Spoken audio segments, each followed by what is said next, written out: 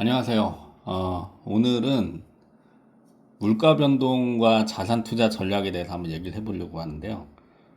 그 부동산을 주로 투자하시는 분들이 유튜브에서 보면은 상급지 갈아타기라고 그래서 항상 이 상급지를 어떻게 갈아타느냐 뭐 이런 거를 주로 얘기를 하잖아요. 근데 이제 처음에 그걸 들으면은 왜 모든 사람이 상급지로 가야 된다고 생각을 하는지, 그리고 그걸 항상 갈아타가지고 항상 뭐 고가의 부동산을 취득하라는 식으로 이렇게 얘기를 하는데 이게 참 이해가 안 된다는 느낌을 받을 수 있어요. 그래서 왜 그런 얘기를 하느냐, 그 속에 이제 어떤 원리가 있는지 그걸 한번 얘기를 좀 해보려고 합니다.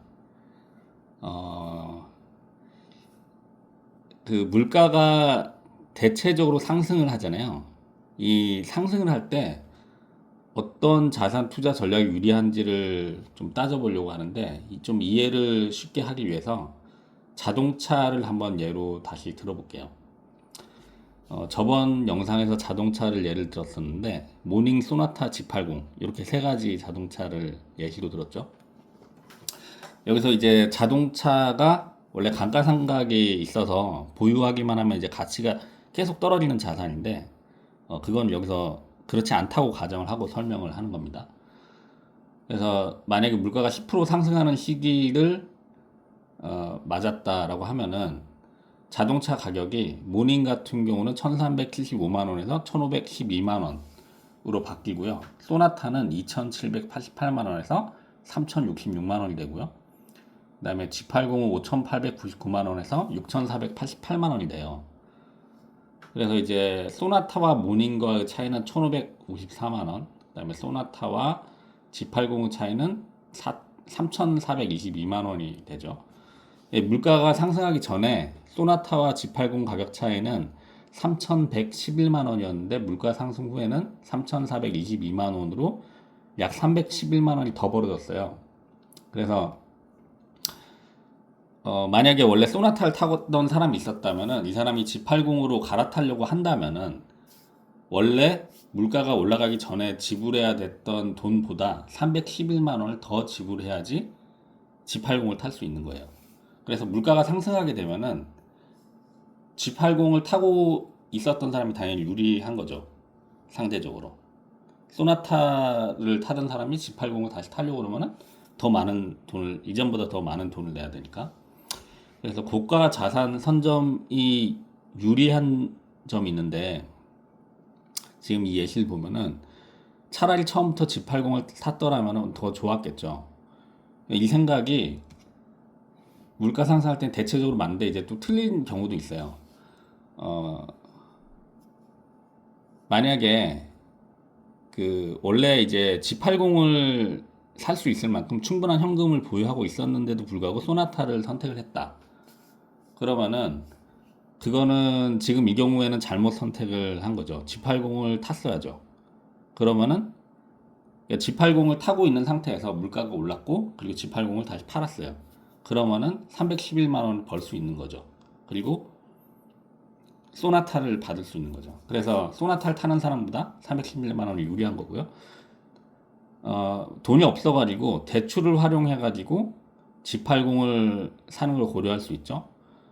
근데 이 시점에는 이거는 조금 더 복잡하게 생각해야 될 게 있는데, G80을 다시 파는 시점까지 내야 되는 대출 이자가 얼마냐가 중요한 것 같아요. 근데 이 대출 이자랑 원금의 합이 3,422만 원을 넘지 않는다면은 역시 먼저 대출을 해가지고 G80을 사는 게 현명한 방법이죠. 만약에 이자가 크다면은 대출을 했을 때는 손해가 발생할 수 있죠. 그래서 대체적으로 보면은 대출 이자가 높아서 차후 큰 부담이 되는 경우를 제외한다면은 무조건 가장 좋은 차량인 G80을 최대한 빠르게 보유하는 것이 가장 유리한 전략이 맞아요. 이걸 이제 부동산에 적용을 해보면요, 부동산도 똑같이 적용이 되죠. 근데 이제 여기서 이제 자동차의 감가상각을 제외하고 얘기했기 때문에 자동차 부동산 똑같이 생각했는데, 실제로는 차이가 있죠. 자동차 같은 경우는 수명이 10년 정도로 짧고, 이 기간 동안만 사용 가치가 지속적으로 하락하는 소모품이죠. 그래서 3년이 지났다면은 이제 7년 정도밖에 못 쓰는 거고, 다시 여기서 10년을 쓰려면은 큰 돈을 들여가지고 전체적인 수리를 해야 되죠. 그래서 사용 가치가 지속적으로 하락하는 게 당연하고요. 집 같은 경우도 집은 이제 건물하고 땅으로 이루어져 있잖아요. 근데 건물 수명이 40년이라고 치면은 40년 중에서 30년을 사용했다면은 10년의 수명이 남은 거죠. 그래서 다시 40년을 쓰려면 대대적인 수리가 필요하고요. 근데 이제 건물이 위치한 땅 같은 경우는 설사 40년을 사용했다고 하더라도 다시 40년을 쓰려면 어떤 수리를 해야 되는 게 아니에요. 사실상 수명이라는 게 존재하지 않고 무한정 사용할 수 있는 거기 때문에 사용 가치는 시간이 지나도 그대로 유지가 되죠. 이 집이란 게 땅과 건물의 조합이기 때문에 대체적으로 그 가격에서 조합이고, 그리고 대체로 그 가격에서 땅이 차지하는 비중이 훨씬 크기 때문에 사실상 가치가 거의 하락하지 않고 물가 상승률도 그대로 반영을 해주죠. 이런 차이 때문에 자동차는 실제로 제가 아까 예시로 든 것처럼 그런 식으로 되지 않지만 부동산 같은 경우는 그렇게 되는 경우가 많다. 그래서 고가 부동산을 미리 선점하는 게 좋다는 거죠. 그래서 요약은 물가가 상승하는 시기에는 최대한 가장 좋은 부동산을 빠르게 보유하는 것이 유리한 게 맞아요. 그래서 대체적으로 부동산 전문가들이 이 얘기만 반복을 하는 거죠. 그런데 이 방식이 그럼 리스크가 없는지를 한번 생각을 해볼 수 있는데, 리스크가 있어요. 뭐냐면은 지금 가장 좋아 보이는 부동산이 20년 후에도 가장 좋은 부동산일지는 알 수가 없어요. 실제로 과거 중심지는 종로였지만 지금은 강남으로 바뀌었고, 지형 같은 경우도 과거에는 언덕 위에 있는 걸 더 좋아했었는데 지금은 평지 쪽을 더 선호하죠. 왜냐하면은 언덕 위에 있으면은 이제 뭐 홍수라든지 이런 걸 효과적으로 피할 수 있는데, 그 아래에 있으면은 그 비가 많이 온다든지 하면은 이제 물난리를 겪으니까요. 근데 지금 이제 기술이 발달해 가지고 그런 부분이 사라졌기 때문에 이 선호가 바뀌는 거죠. 그래서 이런 부분도 있고, 이건 물론 굉장히 장기적으로 바뀌는 거라서 뭐 지금 강남이 최고잖아요. 강남이 이제 이후에는 강남이 아니라 다른 곳이 최고일 수 있다. 뭐 이런 가능성은 그렇게 많은 것 같지는 않아요. 과거에는 이제 좀 빨랐던 변화가 좀 큰 변화가 가능했던 시기였던 것 같고, 지금은 이제 그렇게 큰 변화가 좀 일어나기는 어려운 시기는 맞죠. 그리고 이제 대출을 했다면은 지불해야 되는 이자 비용이 너무 클 수도 있죠. 그래서 이런 경우에는 전체적으로 가격 상승분보다 지출이 커질 수도 있고요. 근데 대체적으로는 그렇진 않죠. 그래서 결론적으로 보면은 물가 상승 뒤에는 고가의 부동산하고 저가의 부동산의 가격 차이가 지속적으로 벌어지는 것이 자연스러운 흐름이 맞아요. 대체적으로 그렇기 때문에 대체적으로 최대한 빠르게 고가의 부동산을 취득하는 게 유리한 게 맞죠. 그런데 이건 이제 부동산으로 꼭 돈을 벌어야겠다라는 생각을 갖고 있을 때는 이게 맞는데, 그렇게 생각하지 말고 조금 더 유연하게 어, 자동 유연하게 생각할 수 있는데, 자동차 비유로 한번 다시 돌아가 봐서 G80과 소나타 가격 차이인 3,111만 원을 그 G80을 사는데 넣지 않고요. 대신에 소나타를 보유하고 금을 3,111만 원만큼 사는 거예요. 그럼 차후 어떤 시점이 됐을 때 차량을 이제 G80으로 변경을 하려고 해요. 그러면은 소나타하고 금을 합쳐서 둘 다 팔아야겠죠. 근데 그것이 G80 가격보다 더 많이 나갈 수도 있는 거죠. 그래서 부동산도 마찬가지로 저가의 부동산을 보유하고 고가 부동산과의 차이만큼을 금으로 보유한다면은 그게 더 유리할 수 있어요. 그리고 이 금을 보유하는 게 설사 대출이라고 하더라도 금 가격이 만약에 훨씬 빠르게 상승했다, 그러면 더 유리할 수도 있죠. 그리고 이 부분이 금이 아니라 뭐 다른 걸 수도 있어요. 뭐 미국 주식일 수도 있고 아니면 뭐 한국 주식일 수도 있고, 어쨌든 그 부동산 가격보다 더 빠르게 올라가는 거를 그만큼 보유했다면 당연히 이게 더 유리하겠죠.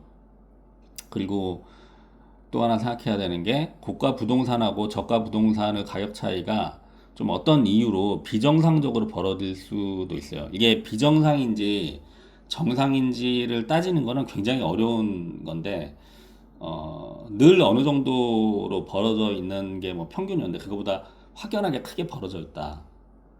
지금 같은 경우는 좀 그런 위험 요인은 이제 정부에서 그 주택을 딱 하나만 가지라고 강요를 하고 있잖아요. 만약에 여러 개를 가지게 되면은 세금을 좀 뭐랄까 그 가격에 비해서 아주 크게 내는 그런 정책이 있기 때문에 지금은 고가 부동산을 하나만 소유하려는 경향이 강해요. 그래서 그런 요인이 있어가지고 지금은 과거보다 고가 부동산과 저가 부동산 가격이 좀 더 크게 벌어져 있죠. 근데 만약에 이게 다시 원래대로 뭐 시장 흐름대로 하나만 보유한 것과 여러 개 보유한 것에 대해서 이제 차별을 두지 않는다면은 그건 이제 좀 가격 차이가 좁아질 수도 있는 거죠. 그래서 이런 것도 좀 리스크가 될 수 있어서 실제로는 되게 다양한 요소를 고려할 필요가 있기 때문에 그렇게 단순하진 않고요.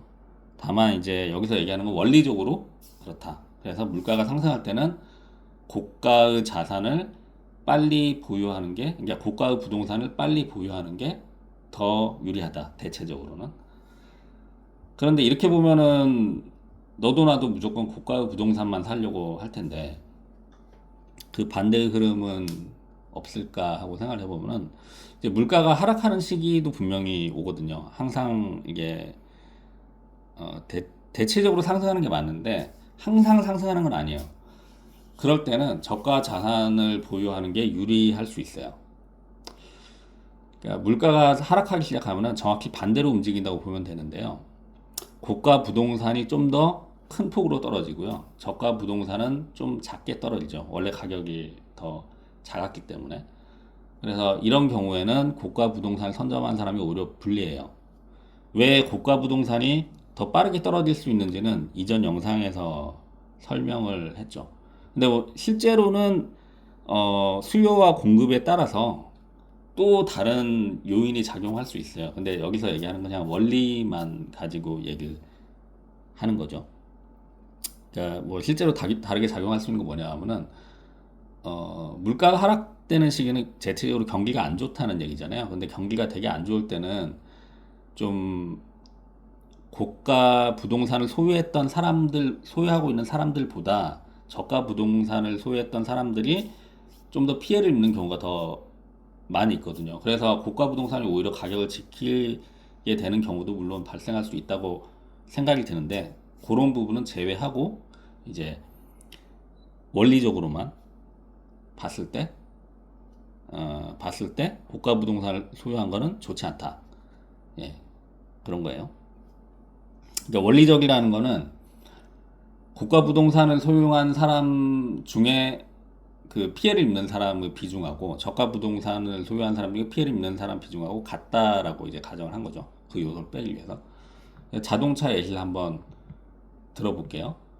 그래서 물가가 내려가는 시기에는 소나타하고 G80의 가격 차이는 올라간 시기에서는 3,422만 원이 차이가 나는데 다시 3,111만 원으로 바뀌죠. 그래서 원래 가격 차보다 311만 원이 줄어들었어요. 그래서 새로운 소나타 가격은 2,788만 원이고 G80은 5,899만 원이 된 거죠. 만약에 소나타를 보유하는 대신에 G80을 보유하기 위해서 이 차액을 대출을 통해서 채웠어요. 그리고 현재 G80을 보유하고 있어요. 그러면 이제 갚아야 되는 돈은 원래 가격이 올랐을 때의 가격 차이인 3,422만 원을 갚아야 되지만 현 시점에서 가격 차이는 3,111만 원에 불과하죠. 그래서 대출을 갚을 때는 내가 소나타를 타는 사람에 비해서 추가로 311만 원의 가치를 더 갖고 있음에도 불구하고 311만 원이 아니라 3,111만 원의 가치를 더 갖고 있음에도 불구하고 3,422만 원을 갚아야 되기 때문에 내가 얻은 가치보다 311만 원을 추가로 지불하는 셈이 되죠. 그리고 추가로 대출에 대한 이자도 지불해야 되죠. 그래서 이런 경우는 대출을 해야 갖고 있다라고 하면 사실 굉장히 안 좋은 거죠. 이자에다가 또 갚아야 되는 그 돈의 가치도 더 높기 때문에. 그리고 만약에 대출이 없었다고 하더라도 G80을 소나타로 교환을 하면은 받을 수 있는 돈은 원래는 3,422만 원이었는데 그게 아니라 현재는 3,111만 원으로 바뀐 거죠. 그래서 역시 311만 원만큼의 손실이 발생을 한 거죠. 그래서 물가가 하락하는 시기라고 그러면은 소나타를 보유하는 것이 G80을 보유하는 것이 것보다 더 나은 선택이죠. 이게 부동산에도 똑같은 원리가 적용이 되기 때문에 물가 하락기에는 고가 부동산보다는 저가 부동산을 대출 없이 보유하고 있는 것이 가장 유리하고요. 더 유리한 거는 대출도 없고 아무것도 없고 부동산 아예 보유 안 하고 있는 게 제일 유리하겠죠. 물가 하락기에는 저가 부동산을 보유한 사람이 고가 부동산으로 교체할 수 있는 적절한 시기일 수도 있어요. 그래서 그 부동산 유튜버들의 얘기를 들어봤을 때 뭐 절호의 기회가 온다 뭐 이런 내용들이 있는데 그런 거는 이런 걸 염두에 두고 얘기를 하는 거죠. 경기가 너무 안 좋아서 물가가 하락하는 시기로 접어들었는데 그래서 저가 부동산과 고가 부동산의 가격 차이가 좁아진 상태에서 다시 물가 상승기로 접어들 때 내가 고가 부동산으로 갈아타게 되면은 그러면 다시 한번 그 유리한 포지션을 취하게 되는 거죠.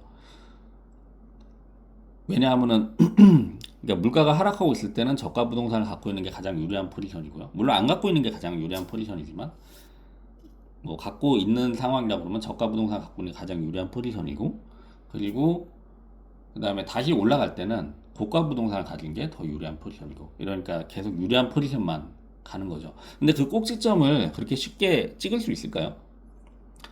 뭐 꼭지점을 꼭 정확히 찍어야 되는 건 아니지만 대충 찍는 것도 사실 제 생각에는 그렇게 쉽지는 않다고 생각해요. 만약에 고가 부동산으로 갈아탔는데 그 하락기가 더 지속이 되면은 큰일 난 거죠. 그래서 제 생각에는 이건 개인적인 생각인데 어, 그 회복이 된다는 거를 확인을 한 다음에 그 다음에 하는 게 사실 맞지 않나라고 생각이 들어요. 꼭지점을 찾으려면 이제 그 하락하고 있는 시기에 곧 꼭지점이 올 거야. 이렇게 생각하는 거는 좀 되게 위험한 것 같아요. 대체적으로 물가가 하락하는 거는 경제에 아주 큰 영향을 주기 때문에 정부가 이 상황을 그대로 방치하지 않으려는 경향이 있어요. 그래서 이런 경우는 대체적으로 많지는 않아요. 그래서 물가 하락이라는 게 일부러 뭐 정부에서 그렇게 만드는 경우 그런 경우는 사실 거의 없다고 봐도 될 것 같고 그런데 이제 어쩔 수 없이 이런 기간이 굉장히 긴 경우가 있죠. 예를 들면 일본 같은 경우도 그런 상황이 굉장히 길었잖아요. 그래서 이게 또 긴 경우도 있기 때문에 없다라고 가정을 하는 거는 사실 맞지 않는 것 같아요. 우리나라 같은 경우도 2006년하고 2014년까지였던가 그때의 부동산 흐름을 보면은 뭐 내내 하락하진 않았지만 그때는 이제 거의 뭐 옆으로 가던가 약간 하락하던가 이런 흐름이 있었거든요. 그래서 요것도 좀 개인적인 생각인데 물가 상승기가 현재 이제 물가 상승기다. 그러니까 부동산이 상승하고 있는 시기인데 그런데 이제 좀 물가 하락 시기가 곧 올 것 같다. 이런 시점에 온다면은 고가 부동산을 사는 것보다는 저가 부동산을 사고 대신에 금을 보유하는 게 최상의 전략이 될 수도 있다고 생각이 들어요. 왜냐하면은 금은 부동산에 비해서 좀 처분하기가 용이하기 때문에 그래서 그런 거고요. 금 대신에 뭐 좀 처분하기 용이한 것들은 많이 있잖아요. 뭐 미국 주식이나 뭐 주식 계열은 다 금방 처분할 수 있죠.